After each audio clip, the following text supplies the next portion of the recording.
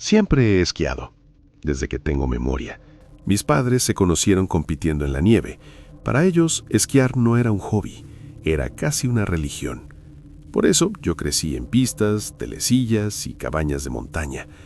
Y cuando uno crece así, desarrolla una confianza peligrosa. Crees que conoces la montaña, crees que entiendes sus riesgos, crees que sabes cuándo algo está fuera del lugar. Pero la montaña no siempre es el peligro. A veces son las personas. Esto ocurrió cuando tenía 21 años, último año de universidad. Viajé con mis amigos Jaden, Rylan y Amir a esquiar en Vermont. La estación era enorme. Si tuviera que apostar, diría que era Killington Ski Resort. 7 telesillas, múltiples picos, senderos interminables. Durante 2 días completos esquiamos sin parar. Dobles diamantes negras, carreras improvisadas, desafíos absurdos. Y sí, también había alcohol. Nada exagerado, según nosotros. Unos pequeños fireballs para mejorar el rendimiento, como bromeábamos. Era el último día. Quedaba 1 hora para que cerraran los remontes. Estábamos en la cima, debatiendo cómo despedirnos de la montaña. Y fue entonces cuando se acercaron 2 chicas, sin casco. Eso ya era raro. En la montaña, quitarse el casco en la cima, con frío y viento, no es común. Una morena, una rubia. Taylor y Devon. Eran objetivamente impresionantes, y no lo digo con exageración juvenil, lo digo porque fue lo primero que nos desarmó. No parecían turistas torpes, no parecían inexpertas, parecían seguras, cómodas, demasiado cómodas. Nos dijeron que estaban aburridas, que había demasiada gente mayor en la montaña, y era cierto, lo habíamos comentado el día anterior. Eso nos dio una falsa sensación de conexión. Devon empezó a hablar con Amir sobre esquís técnicos, terminología avanzada, detalles que alguien casual no sabría. Rylan, que siempre bebía más de lo que debía, estaba encantado. Taylor notó nuestros fireballs. Nos burlamos diciendo que desbloqueaban nuestro verdadero potencial. Ella rió, y entonces Devon sacó una botella, sin etiqueta, transparente. Nos retó. ¿Eso es todo lo que pueden beber? Debimos haber dicho que no. Pero a los 21 años, con el ego intacto y 2 chicas así frente a ti, no dices que no. Bebimos. Yo tomé un trago pequeño, demasiado pequeño. Algo no me cuadraba. No era nada específico, solo intuición, esa voz baja que uno aprende a ignorar. Entonces mencionaron una pista. Devil's Forest, Bosque del Diablo. No la reconocí. Eso fue extraño. Con 2 días completos esquiando, ya conocíamos bastante el mapa. Nos dijeron que era una pista tipo glade, entre árboles. Esquiar entre árboles era nuestra parte favorita. Nos interesó de inmediato. Nos guiaron hacia una área más apartada. Poco tránsito, nieve intacta. Llegamos a un punto donde nos dijeron que debíamos quitarnos los esquís. Había que caminar un poco cuesta arriba para acceder a una pista oficial. Miré a Jaden. Él también lo notó, pero los demás ya iban adelante, riendo, coqueteando. Seguimos. El bosque se cerraba a nuestro alrededor. El ruido de la montaña desaparecía. Nada de motores, nada de voces lejanas, solo el crujido de nuestras botas sobre la nieve. Devon volvió a sacar la botella. Hay que terminarla antes de bajar. Rylan bebió sin pensar. Amir también. Cuando llegó a Jaden, dijo: «Ya estoy suficientemente borracho». Por un segundo, lo vi. La sonrisa de Devon se transformó. No fue larga, no fue obvia, pero fue real. Una expresión de irritación, de enojo. Luego volvió la sonrisa, dulce, perfecta. Jaden, incómodo, bebió un poco. Cuando llegó a mí, puse la botella en mis labios, pero no bebí. Simulé. La regresé, y fue entonces cuando noté algo que hasta ese momento había pasado desapercibido. Ninguna de ellas había bebido, ni una sola vez. Mi corazón empezó a latir diferente, no rápido, pesado. Revisé mi teléfono. 30 minutos para que cerraran los remontes. Intenté decir que no tendríamos tiempo. Ellas insistieron. Todo conecta abajo. Demasiada seguridad, demasiada insistencia. y sin previo aviso salieron esquiando cuesta abajo. ¡Síganos! Ryland y Amir siguieron sin dudar. Jaden y yo intercambiamos una mirada, pero no podíamos dejarlos solos, así que bajamos. El descenso era técnico, entre árboles, peligroso, pero no imposible. Cuando llegamos abajo, ellos 4 estaban riendo, coqueteando, como si nada. Pero algo estaba mal. Miré alrededor. No había remonte, no había señales, solo bosque en todas direcciones. Me acerqué. ¿Dónde está el lift? Relájate, está cerca. Demasiada seguridad, demasiada insistencia. Y entonces escuché un golpe seco, un cuerpo cayendo en la nieve. Giré. Ryland estaba boca arriba, inconsciente. Riendo, dijeron. Es un peso ligero. Pero no estaba riendo, no se movía. Antes de que pudiera reaccionar, Amir cayó también, sin aviso, como si le hubieran apagado un interruptor. El aire se volvió pesado. Me quité los esquís, corrí hacia ellos. Respiraban, pero no despertaban. Jaden dio un paso hacia las chicas. ¿Qué demonios les dieron? Y entonces cayó también. Solo quedaba yo, y sentí que el mundo empezaba a inclinarse. Mi visión se nubló. Las miré. Ya no fingían. No estaban preocupadas. No estaban preocupadas. Estaban esperando. Esperando que yo fuera el siguiente. Una de ellas murmuró: no bebió suficiente. Sentí el mareo intensificarse, pero no me desmayé. No cerré los ojos.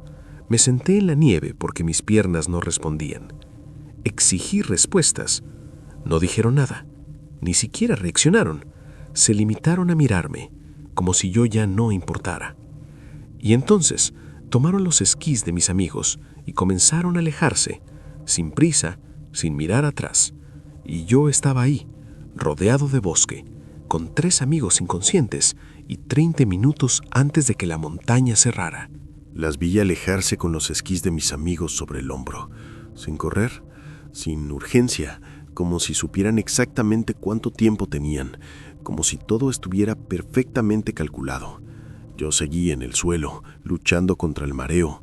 Mi cuerpo estaba pesado, entumecido, pero mi mente estaba clara, demasiado clara. Algo no era improvisado, nada de eso era casual.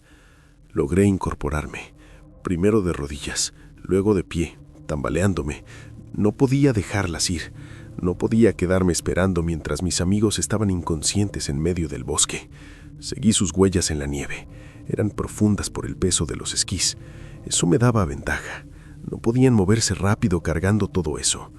El bosque comenzó a abrirse y entonces lo vi. Un claro, y más allá, una carretera. Eso significaba algo terrible. No estábamos simplemente en una pista perdida. Estábamos en el lado opuesto de la montaña. Habían cruzado todo el terreno para llevarnos ahí. No era una travesura, no era una broma, era un plan. Y entonces la vi, una furgoneta, estacionada en la distancia, motor apagado, esperando. Sentí un frío que no tenía nada que ver con la nieve. Me detuve en el borde del bosque, las chicas salieron del claro y caminaron hacia la van. La puerta lateral se abrió, 4 hombres grandes bajaron. Grandes de verdad, no turistas, no esquiadores. Hombres que no parecían haber tocado una pista en su vida. Uno de ellos señaló en mi dirección, directamente hacia mí. El mundo se volvió completamente silencioso. Mi mente comenzó a conectar todo de golpe. La bebida, el sendero inexistente, el aislamiento, los desmayos sincronizados, los esquís robados como excusa visible. No era solo robo, era algo más, mucho más. Las chicas hicieron un gesto rápido con la mano hacia los hombres, como indicando que retrocedieran. Hubo una discusión breve, gestos, miradas, y uno de ellos volvió a señalarme. No sé cuánto tiempo me quedé ahí, tal vez segundos, tal vez una eternidad, pero entendí algo con una claridad brutal. Yo era el error. Yo no debía estar de pie, yo debía estar inconsciente también, y ahora el plan tenía una variable inesperada. No esperé a ver qué decidían. Giré y comencé a correr. No era una carrera elegante, era un intento desesperado por no caer. Cada paso era inestable, mi visión todavía se nublaba por momentos, pero sabía algo a mi favor. Ellos no conocían el bosque como yo en ese momento. Yo tenía un rastro perfecto de huellas que me llevaba directo a mis amigos. Si me seguían, tendrían que hacerlo a pie, y eso les tomaría tiempo. Corrí. No miré atrás. No quise saber si la puerta de la furgoneta se había cerrado, si el motor había arrancado. Solo corrí. Cuando encontré a mis amigos, seguían donde los había dejado, inmóviles, respirando, pero fuera de este mundo. Me arrodillé junto a Jaden primero. Era el que menos había bebido. Le lancé nieve al rostro. 1 vez, 2 veces, 3. Después de varios intentos, sus párpados comenzaron a moverse. Confusión, desorientación. ¿Qué pasó? Le expliqué lo más rápido que pude. La van, los hambres, el señalamiento. Vi cómo la lucidez regresaba a sus ojos. Intentamos despertar a Amir y Ryland. Nada, solo respiración pesada. Pasaron minutos eternos. Cada sonido del bosque nos hacía girar la cabeza. Esperábamos escuchar ramas rompiéndose, pasos acercándose, pero nunca llegaron. Finalmente, casi 1 hora después, Amir despertó. Luego Ryland, ambos con una resaca instantánea que no tenía sentido. No era borrachera, era algo químico, algo diseñado. Les contamos todo. El silencio que siguió fue distinto a cualquier otro silencio que haya vivido. No era miedo inmediato, era comprensión tardía. Nos habían aislado, nos habían sedado, nos llevaron al punto exacto donde una furgoneta esperaba. ¿Qué habría pasado si yo también me desmayaba? La respuesta nunca fue clara, pero todas las posibilidades eran malas. La versión optimista, nos despertábamos sin esquís, sin teléfonos, sin billeteras. La versión realista, prefiero no terminarla, porque nadie organiza algo así solo para robar equipo deportivo. Los esquís eran costosos, sí, pero el riesgo, la coordinación, el número de personas involucradas era demasiado elaborado. Encontrar el coche fue un infierno, reportarlo fue otro infierno, explicarlo fue otro infierno. La administración del complejo prometió revisar cámaras, la policía tomó declaraciones formales, incluso apareció en noticias locales por unos días, pero nunca nos llamaron con respuestas concretas. Nunca identificaron a las chicas, nunca localizaron la furgoneta, nunca explicaron qué sustancia podía provocar pérdida de conciencia tan rápida con cantidades moderadas. Investigamos por nuestra cuenta. No encontramos nada que encajara perfectamente. La conclusión más lógica fue que era una mezcla de drogas, algo diseñado para actuar rápido, algo que en dosis ligeramente menores solo mareara. Años después sigo pensando en una cosa. El momento exacto en que fingí beber fue una decisión mínima, un gesto pequeño, un instinto leve. Nada heroico, nada brillante, solo duda. Y a veces eso es suficiente para salvarte. La montaña nunca fue el peligro, no fue la pendiente, no fue el hielo, no fue la técnica. Fueron personas que sabían exactamente cómo acercarse, cómo generar confianza, cómo usar atractivo como arma, cómo explotar el ego masculino de 4 chicos de 21 años. Esa fue la verdadera lección. El peligro rara vez llega con aspecto amenazante. A veces llega sonriendo, coqueteando, brindando contigo. Y años después, cuando vuelvo a esquiar, todavía reviso 2 veces lo que bebo. Todavía cuestiono lo que parece demasiado perfecto. Todavía recuerdo esa van en el claro, esperando. Y a veces me pregunto, ¿cuántas veces funcionó ese plan antes de que nosotros apareciéramos? ¿Y cuántas veces funcionó después?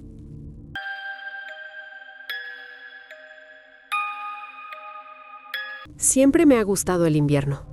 No por la nieve en sí, sino por lo que hace con el mundo. En verano la oscuridad es absoluta. Cuando cae la noche, cae por completo. Pero en invierno es diferente. La nieve refleja la luz. Incluso después del atardecer, el paisaje nunca queda totalmente negro.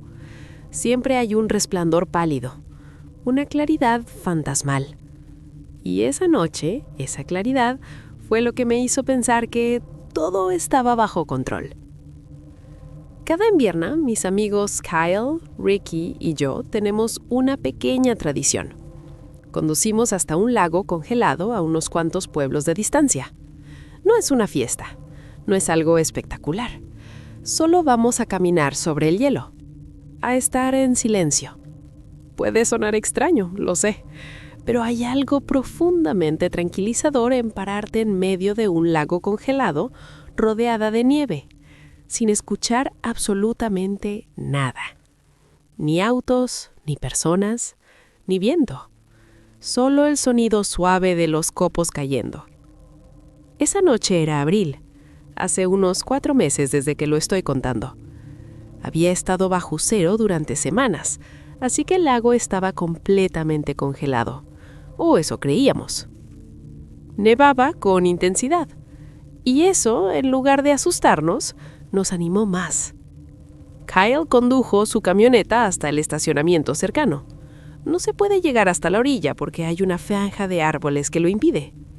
No es un bosque denso, solo un grupo disperso de troncos que forman una especie de barrera natural. Nos bajamos del auto. El frío era intenso. Podía sentirlo en la cara inmediatamente. Kyle recogió una piedra del suelo y la lanzó contra el hielo para probarlo. El golpe fue sólido. No se agrietó. Eso fue suficiente para convencernos. Nos internamos unos 30 metros. No demasiado lejos. Nunca hemos sido irresponsables. O eso pensábamos. Estábamos riendo por algo trivial cuando lo vi. Al otro lado del lago, cerca del borde donde los árboles tocan el hielo. Algo oscuro, grande, encorvado, moviéndose lentamente hacia la superficie congelada. Dejé de reír. Mis amigos también. Nos quedamos completamente quietos, observando. ¿Es un oso?, susurró Ricky. No respondí. Si era un oso, lo último que queríamos era llamar su atención, pero algo no encajaba. La forma en que caminaba era extraña, demasiado erguida, demasiado humana. Y entonces noté que arrastraba algo. Una sombra pequeña detrás, un bulto oscuro que dejaba una marca en la nieve. El mundo se redujo a esa figura. La nieve distorsionaba los detalles, pero a medida que se acercaba, la silueta se definía. Y entonces ocurrió. Se enderezó por completo. No era un oso. Era una persona vestida con un traje de oso. Kyle murmuró, ¿qué demonios? No era gracioso. No parecía una broma. No había nada festivo en esa escena. Era inquietante, absolutamente fuera de lugar. El hombre avanzó unos pasos más sobre el hielo, y entonces comenzó a quitarse el traje. Verlo como persona no alivió nada. De hecho, fue peor. El disfraz al menos ofrecía una explicación absurda. Un hombre real, ¿no? No parecía especialmente grande, ni particularmente intimidante, pero había algo en su forma de moverse. Lento, deliberado. Dejó el traje a un lado, y entonces vimos claramente lo que arrastraba. Una bolsa negra, pequeña, del tamaño de una bolsa de basura compacta. No parecía pesada, pero la arrastraba con cuidado, con atención, como si importara que no se rompiera. Me invadió una sensación que no era exactamente miedo, era intuición, la certeza silenciosa de que estábamos presenciando algo que no deberíamos ver. El hombre se agachó, recogió algo del suelo, parecía una piedra, y comenzó a golpear el hielo. 1 vez, 2, 3. El sonido era seco, repetitivo, decidido. Estaba intentando romper la superficie, y la bolsa estaba justo a su lado. Sentí un nudo en el estómago. Ricky tocó mi brazo suavemente. Giré. Kyle ya estaba retrocediendo hacia la orilla, sin hablar, sin discutirlo. Solo sabíamos que debíamos irnos. Comenzamos a caminar hacia atrás, con cuidado, intentando no hacer ruido. Cada crujido del hielo bajo mis botas parecía amplificado. Sabía que desde esa distancia no nos podía escuchar, pero el miedo no es racional. Avanzamos unos metros, y entonces escuché una voz detrás de nosotras. ¡Hey! Fuerte, clara, directa. No fue un llamado casual, fue un reclamo. No miré atrás. No quería confirmar si nos estaba mirando. Comencé a correr. El hielo dejó de importarme. El equilibrio dejó de importarme. Solo quería llegar a tierra firme. Mi respiración se volvió irregular. El frío quemaba mis pulmones. La nieve hacía pesado cada movimiento. No sabía si nos seguía. No sabía si estaba armado. Solo sabía que algo en esa escena estaba mal. Profundamente mal. Y mientras corría, una sola pregunta golpeaba mi mente una y otra vez. ¿Qué había dentro de esa bolsa? Corrí sin mirar atrás. No porque fuera valiente, sino porque tenía miedo de confirmar que nos estaba siguiendo. El hielo crujía bajo mis botas con cada paso, y durante esos segundos eternos pensé que no iba a resistir. Pensé que el lago iba a abrirse debajo de mí. Pensé que iba a caer al agua helada antes de siquiera llegar a la orilla. Pero el miedo a ahogarme no era nada comparado con el miedo a que él estuviera corriendo detrás. Llegamos a los árboles casi al mismo tiempo. Kyle fue el primero en pisar tierra firme. Ricky detrás, yo última. Y no me detuve hasta que estuve entre los troncos. Solo entonces me atreví a girar la cabeza. El lago estaba ahí. Blanco, silencioso, vacío. No había nadie corriendo hacia nosotros. No había figura alguna en el hielo. No había movimiento, pero algo había cambiado. Donde antes estaba la silueta, ahora solo se veía una pequeña mancha oscura a lo lejos. El traje de oso seguía en el hielo, pero el hombre ya no estaba visible, ni la bolsa. Desapareció, como si nunca hubiera estado ahí. Kyle dijo que subiéramos al auto. No discutimos, no analizamos, no intentamos ser racionales. Solo subimos. Las puertas se cerraron con ese sonido pesado que nunca había sentido tan confortante. Kyle arrancó el motor. Las ruedas patinaron un poco sobre la nieve antes de agarrar tracción. Nadie habló durante los primeros minutos. El único sonido era la calefacción comenzando a soplar aire tibio. Yo miraba por la ventana, esperando ver algo entre los árboles, una figura, un movimiento, un reflejo, pero no había nada. Cuando finalmente rompimos el silencio, Ricky dijo algo que todavía me persigue. ¿Y si no estaba rompiendo el hielo para entrar, sino para meter algo? Nadie respondió, porque todos estábamos pensando lo mismo. Esa noche casi no dormí. Cada vez que cerraba los ojos veía la bolsa negra, pequeña, compacta, demasiado pequeña para un adulto, demasiado grande para ser insignificante. Al día siguiente intenté convencerme de que había una explicación lógica. Tal vez basura, tal vez algún tipo de ritual absurdo, tal vez algo ilegal, pero no necesariamente violento. Necesitaba creer eso. 3 días después, estaba en mi cocina tomando café cuando escuché la noticia en la televisión. No estaba realmente prestando atención hasta que escuché la palabra desaparecido. Un niño, 8 años, desaparecido desde hacía 5 días. Había salido a jugar en la nieve y no regresó. Mostraron su fotografía. Tenía gorro de invierno azul, una sonrisa amplia, y entonces mostraron la última imagen captada por una cámara de seguridad cercana. Una figura cruzando una calle cubierta de nieve. Al fondo, desenfocada, voluminosa, oscura. Parecía un disfraz. El reportero mencionó que las autoridades estaban investigando múltiples reportes extraños en la zona. Personas que habían visto a alguien disfrazado de animal merodeando áreas boscosas durante la noche. Sentí como el café se me revolvía en el estómago. No podía respirar bien. Llamé a Kyle inmediatamente. Él ya había visto la noticia. Ricky también. Nos reunimos esa tarde. Nadie quería decirlo en voz alta, pero la conexión era evidente. El lago estaba a menos de 20 minutos del vecindario del niño. El hielo, la bolsa, los golpes contra la superficie. Kyle dijo que deberíamos ir a la policía, pero ¿qué íbamos a decir? ¿Que vimos a un hombre disfrazado rompiendo hielo? ¿Que arrastraba una bolsa? ¿Que nos gritó? No habíamos visto el contenido, no teníamos placas, no teníamos descripción clara, solo una escena incompleta y un miedo que parecía ridículo cuando intentabas explicarlo.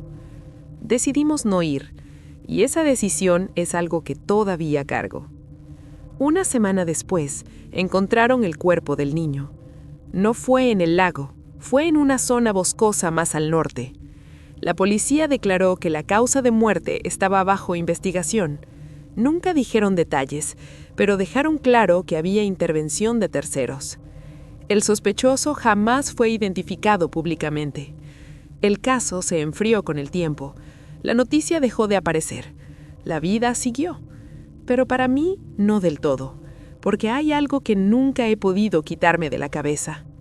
El hielo no estaba completamente roto cuando huimos, solo había comenzado a agrietarse.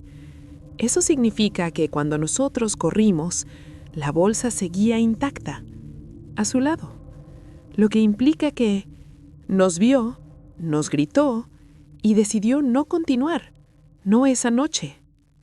A veces me despierto pensando en eso, pensando que nuestra presencia lo interrumpió, que tal vez retrasamos algo o lo empeoramos. Nunca volví a ese lago, nunca volví a caminar sobre hielo, y cada vez que veo nieve reflejando la luz de la luna, recuerdo que el invierno no es realmente luminoso, solo parece serlo, porque hay cosas que pueden moverse en ese brillo pálido, cosas que no deberían estar ahí. Y a veces me pregunto si esa noche, en lugar de huir, hubiéramos tenido el valor de quedarnos, habría sido diferente. O tal vez no estaríamos aquí para contarlo.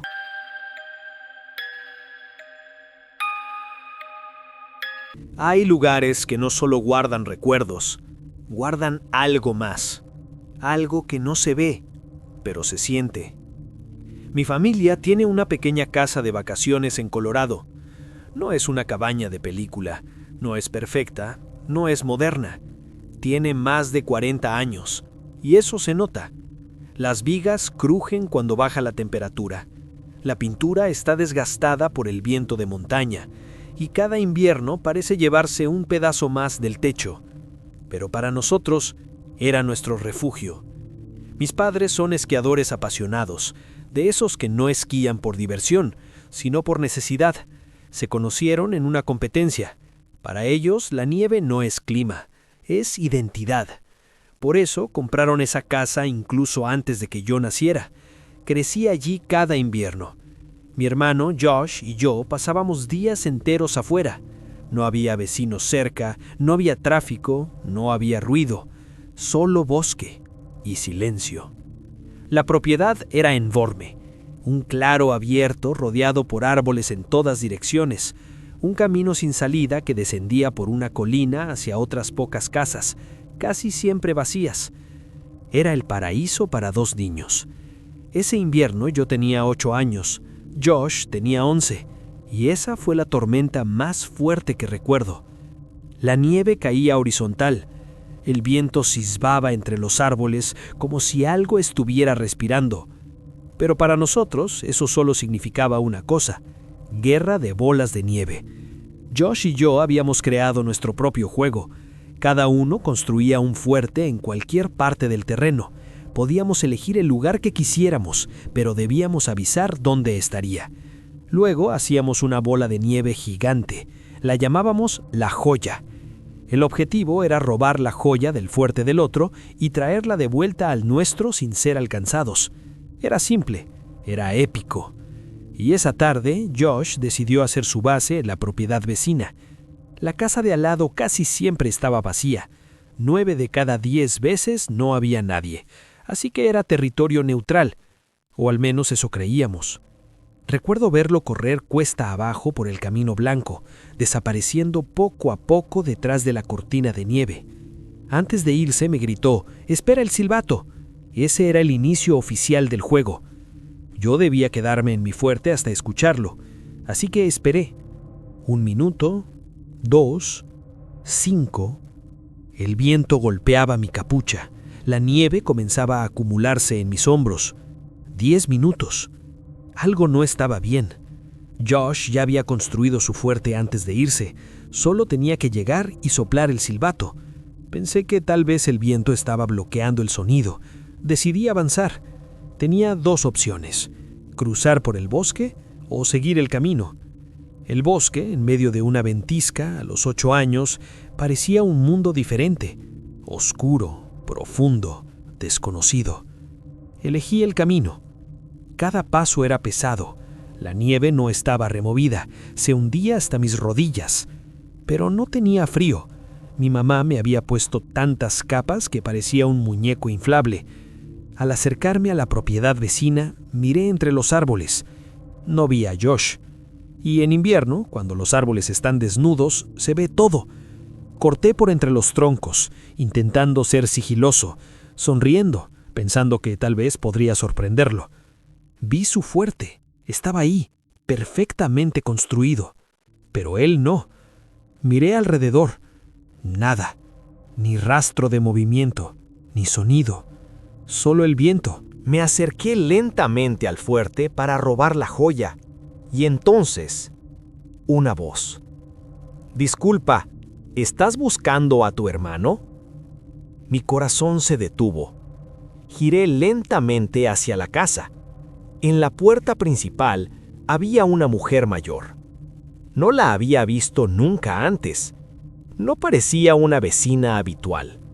Llevaba el cabello gris recogido, un abrigo oscuro y estaba demasiado quieta. Le grité de vuelta: «¡Estamos jugando!». Ella respondió sin cambiar la expresión: «Tu hermano no está aquí». Confusión. Eso no tenía sentido.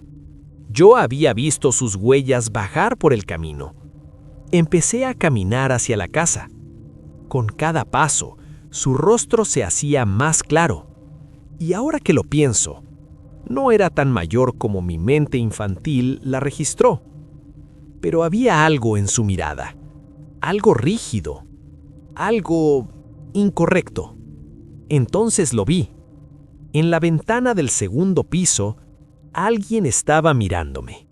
Solo media cara visible. Un gorro negro cubría la parte superior. La parte inferior oculta por el marco de la ventana. Por un segundo, pensé que era Josh, pero no lo era. Lo supe de inmediato, porque Josh no se habría quedado quieto, no se habría escondido así. También vi algo más: huellas. Otra serie de huellas que llegaban hasta la puerta principal, y luego se duplicaban, como si alguien hubiera entrado y luego salido corriendo hacia el bosque. Mi respiración se volvió pesada. La mujer sonrió. Una sonrisa demasiado amplia, demasiado tensa, demasiado lenta, y me hizo con la mano: «Ven, entra. Hace frío». En ese momento, sentí algo que no había sentido antes. No era miedo exactamente. Era una sensación física, como si mi estómago se hundiera, como si algo dentro de mí gritara: «¡No!». Me quedé congelado y grité lo más fuerte que pude: «¡Josh!». Silencio. La mujer dejó de sonreír. No esperaba eso. Y entonces escuché pasos, pesados, moviéndose, descendiendo las escaleras. Y en ese instante supe una cosa con absoluta claridad. Josh no estaba ahí, pero alguien más sí. Los pasos seguían bajando. Lentos, pesados. No eran imaginarios. No era el viento. Eran pasos reales, descendiendo por las escaleras de una casa donde, según esa mujer, no había nadie. Y algo dentro de mí se rompió. No pensé, no analicé, no dudé. Corrí. La mujer gritó algo. No sé qué dijo, no quise saberlo. Solo recuerdo el sonido de su voz cambiando. Ya no era amable, ya no era suave. Era molesta, era urgente. Miré una sola vez hacia atrás mientras corría entre la nieve. La ventana del segundo piso estaba vacía. La figura había desaparecido. Y eso fue peor, porque si ya no estaba en la ventana, ¿dónde estaba? Corrí lo más rápido que pude hacia el camino principal. Mis propias huellas me guiaban de regreso. El viento me golpeaba el rostro, la nieve me cegaba, pero el miedo te da una claridad que nada más puede darte. Entonces lo escuché. Un silbido, agudo, familiar. Mi papá, ese silbido específico que usaba para llamarnos a cenar. Venía desde la colina, desde nuestra casa. Seguí el sonido, y cuando llegué al final del camino, Josh estaba allí, con mi papá, ambos mirándome con expresión extraña. Antes de que pudiera hablar, Josh dijo: «Había gente en la casa». Sentí que la sangre me abandonaba. ¿Qué? Una mujer me dijo que entrara, que hacía frío, que podía esperar ahí. Mi papá frunció el ceño. Yo casi grité: «¡A mí también!». Nos miramos los tres. Silencio. El tipo de silencio que no es natural. Mi papá no dijo nada por unos segundos. Luego entró a la casa, volvió a salir con algo en la mano. No era enorme, pero era suficiente. Un arma. Nos dijo que entráramos y que no saliéramos, que cerráramos con llave, que no abriéramos a nadie. Recuerdo mirar por la ventana mientras él bajaba por el camino blanco hacia la propiedad vecina. Solo. La tormenta seguía cayendo con violencia. El mundo parecía vacío, pero yo sabía que no lo estaba. El tiempo pasó lento.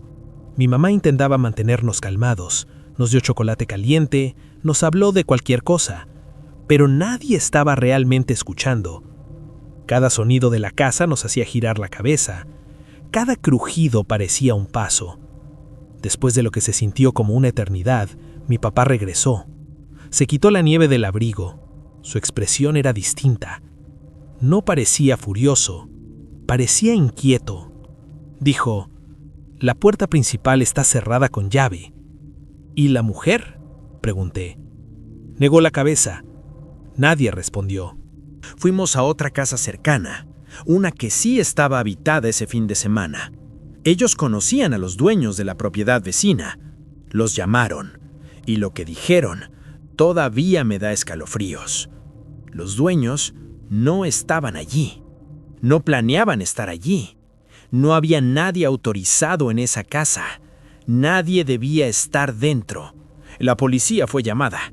Esa parte la recuerdo fragmentada. Un oficial se arrodilló frente a nosotros. Nos pidió que describiéramos a la mujer. Yo hablé del cabello gris, de la sonrisa, de su voz. Josh habló de lo mismo. Mi papá mencionó que la puerta trasera estaba desbloqueada. La casa fue registrada. No encontraron a nadie. Nada fuera de lugar. Ningún daño visible. Ninguna señal clara de intrusión. Como si jamás hubiera habido alguien allí. Pero nosotros lo vimos. Los dos. Las huellas estaban ahí. Las sonrisas. Los pasos. Después de ese día, mis padres hicieron algo que nunca habían hecho antes. Cada vez que regresábamos a casa al final del fin de semana, se llevaban cualquier objeto de valor, por miedo a un robo o algo peor. Y nosotros nunca volvimos a jugar en esa propiedad, ni una sola vez, ni siquiera cuando estaba confirmadamente vacía, porque hay algo que la gente adulta a veces subestima. Los niños saben cuando algo está mal. No siempre pueden explicarlo, pero lo sienten. Y yo sentí ese día que si hubiera dado 5 pasos más, si hubiera subido esos escalones, si hubiera aceptado esa invitación, mi vida habría sido completamente distinta. He pensado en eso muchas veces. en la sonrisa, en cómo desapareció cuando grité, en los pasos bajando, en la figura de la ventana. ¿Era uno? ¿Eran dos? ¿Había más? Nunca lo sabremos. Y tal vez eso es lo peor, el no saber. Con el tiempo, la casa envejeció más. Mi papá todavía habla de derribarla, de empezar de nuevo. Pero hay algo curioso sobre los lugares donde ocurre algo así. Aunque construyas algo nuevo, aunque cambies las paredes, aunque reemplaces las ventanas, hay recuerdos que no se demuelen. Siguen ahí, como huellas bajo la nieve, invisible para quien no estuvo, pero imborrable para quien sí. Han pasado más de 15 años. Soy adulto ahora. He vivido cosas difíciles, he enfrentado miedos reales. Pero esa tarde en Colorado sigue siendo una de las experiencias más puras de terror que he sentido. No por lo que pasó, sino por lo que casi pasa. Y a veces me pregunto, ¿cuántas veces en nuestra vida el peligro se disfraza de amabilidad? ¿Cuántas sonrisas esconden algo detrás? ¿Cuántas puertas abiertas no deberían cruzarse? Esa tormenta finalmente pasó. La nieve se derritió en primavera, pero hay inviernos que no se van nunca del todo.